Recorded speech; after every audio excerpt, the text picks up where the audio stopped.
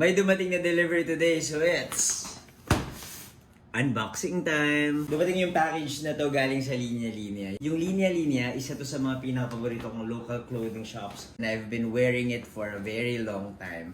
Nakikita nyo naman sa mga bike rides ko, sa mga story time ko, and I really like. Yung quality ng shirt and yung fit sa akin, sobrang okay. Ang ganda naman ito. So madami na pala silang stores. Wow. 1, 2. Nakalinya-linya shirt din pala ako. Hihinto saglit pero lalaban ulit.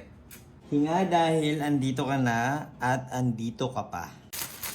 Very motivational ang kanilang mga merch. Wow, ganda ng tote bag oh. Linya Linya X Jelly Conception. Kailan kaya yung Linya Linya X Bougie Baviera? May sulat!